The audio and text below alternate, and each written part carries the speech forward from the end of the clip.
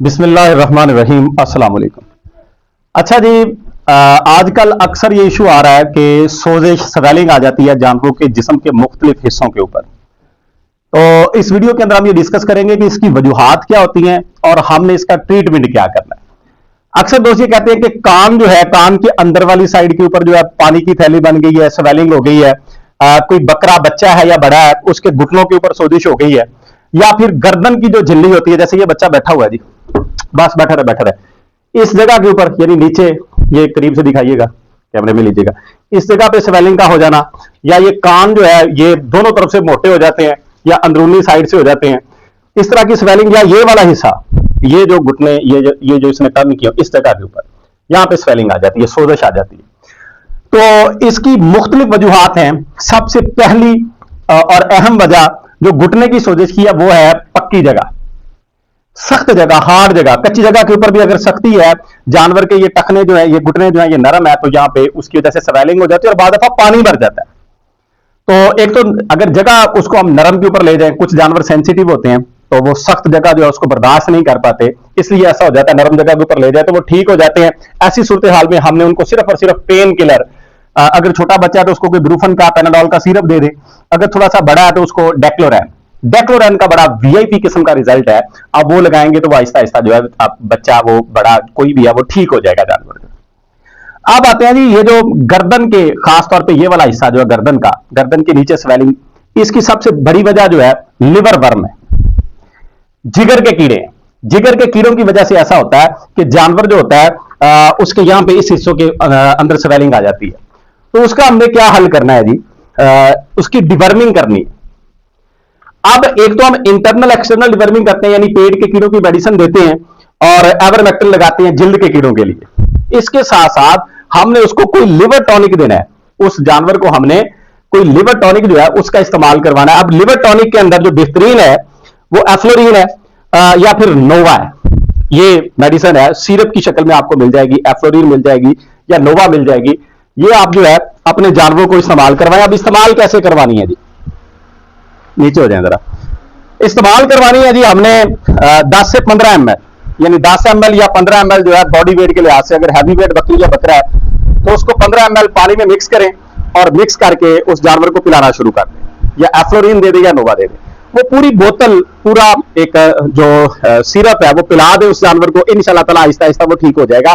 या फिर इसके साथ साथ हेपामर्ज के नाम से इंसानी सिरप मिलता है जो हम इंसानों के अंदर इस्तेमाल करते हैं। हेपामर्ज, हेपागार्ड इंजेक्शन भी आ रहा है जानवरों में, लेकिन हेपामर्ज सिरप के बड़े बेहतरीन रिजल्ट है। ये भी बात आपको बताता चलूं कि जो इंसानी मेडिसिन है बकरियों के ऊपर, इसका रिजल्ट जो है वो जानवरों वाली दवाओं से, जानवरों वाली मेडिसिन से ज्यादा है। तो अगर आप इसका यूज करेंगे आपका जानवर आहिस्ता आहिस्ता बिल्कुल फिट हो जाएगा। इसी तरीकेकार से कान के मुख्तलिफ हिस्सों में जो सोजिश होती है, अंदर हो जाए या बाहर हो जाए, जैसे ये बकरी बैठी हुई है, इसके बाद दफा दोनों तरफ से बड़े भारी हैवी कान बन जाते हैं, तो उसमें भी हमने डिवर्मिंग करनी है। गबन बकरी की नहीं करनी, लेकिन एफ्लोरीन और नोवा दे सकते हैं, हमने वो जानवर को देना है। और उसको हेपामर्ज का सिरप दे सकते हैं, उससे जानवर आपका फिट हो जाएगा। और ये जो स्वेलिंग आती है, ये जो होगी इसकी इस जगह के ऊपर, घुटने के ऊपर, या यहां पे जो आती है, या इसके अलावा जिस्म के किसी और हिस्से के ऊपर आती है, इंफेक्शन की वजह से, किसी भी इंफेक्शन की वजह से। अगर आपकी बकरी गब्बन है तो आप उसको स्टीरॉइड नहीं दे सकते। अगर गब्बन नहीं है, खाली बकरी है, बकरा है, कोई छोटा बच्चा है, तो पैनाकार्ड का रिजल्ट भी बड़ा शानदार है। पैनाकार्ड स्टीरॉइड इंजेक्शन है, लेकिन आपने गब्बन जानवर को नहीं लगाना। गब्बन जानवर को लगाएंगे तो बच्चे गिरा देगा, वो बच्चे गिरा देगा, अबॉर्ट कर देगा। इसलिए आपने उसको ये बाकी मेडिसिन देनी है जो मैंने आपको बताई हैं। लेकिन अगर जानवर गब्बन नहीं है, गब्बन बकरी के अलावा कोई आपके पास जानवर है, तो आप उसको पैनाकार्ड का शार दे सकते हैं। हैवी वेट बड़ी बकरी है तो 2 ml, उसका साइज जरा छोटा है तो 1.5 ml या 1 ml आप वो लगा सकते हैं। तो ये इस ऐसी सूरत हाल में हमें जो है वो ज्यादा चीजों को जो है वो सोचने की या परेशान होने की जरूरत नहीं है।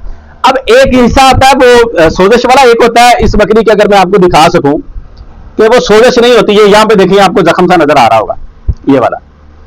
ये कुछ दिन पहले ना, ये बड़ा यहां से इसके ऊपर सोजिश थी, स्वेल था, सूजा हुआ था ये। तो कुछ भाई जो है उसको भी सोजिश समझ लेते हैं, वो सोजिश नहीं होती, ये बेसिकली रसौली थी। ये कुछ जानवरों के बनती हैं और ये ब्लड के अंदर होती हैं। अब रसौली का हल जो है वो सिर्फ यही है, ये जो इसका हुआ है। क्या हल हुआ है जी? अब ये पक के जो है ना फट चुकी है और इसको मैंने साफ करके इसके अंदर नमक लगा दिया था। ये अभी भी दर्द महसूस कर रही है थोड़ी बहुत। इसके अंदर मैंने नमक भरा था।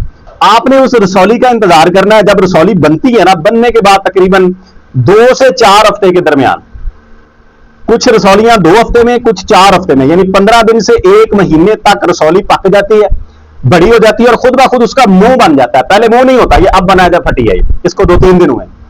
पहले ये एक गोला टाइप होता है, बंद फोड़ा टाइप, फिर आहिस्ता आहिस्ता वो फटती है। जब फटती है तो उसमें से इस तरह का मवाद निकलता है, ये जो गाढ़ा सा मवाद है, वाइट सा, वो अच्छे तरीके से आपने दबाना है, दबा के निकाल देना है। अंदर नमक जो है वो भर देना है और दर्द का एक इंजेक्शन लगा देना है, डेक्लोरेन।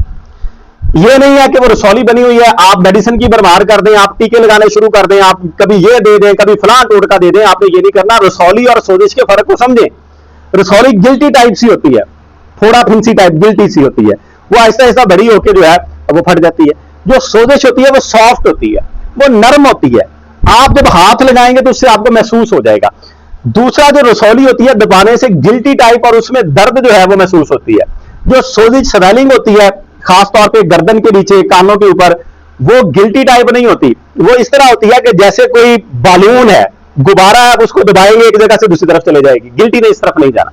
मेरे ख्याल में जो फर्क है वो आप समझ चुके हैं कि सोजिश में और रसौली में फर्क क्या है। दोनों के फर्क को समझें और दोनों के ट्रीटमेंट को समझें। हमने रसौली के लिए कोई मेडिसिन यूज नहीं करनी, सिर्फ उसके फटने का इंतजार करना है और बाद में इंफेक्शन से बचाव के लिए नमक भर देना है। और अगर जानवर दर्द महसूस कर रहा है या वैसे एहतियातन जो है आप उसको डेक्लोरेन यानी दर्द का टीका जो है वो लगा सकते हैं। तो ये वीडियो स्वेलिंग और रसौली के हवाले थी। उम्मीद है कि वीडियो आपको अच्छी लगी होगी। अगर इस तरह का कोई और इशू आप समझते हैं कि आपके जानवरों में आ रहा है तो आप कमेंट सेक्शन में पूछ सकते हैं। इंशाल्लाह ताला हम उसके ऊपर भी जो हमारे पास है, जो हमारा एक्सपीरियंस है, जो हमारे पास नॉलेज है, हम वीडियो कैप्चर करेंगे और आप तक पहुंचाएंगे। दुआ में याद रखिएगा। फी अमानिल्लाह। अल्लाह हाफिज़।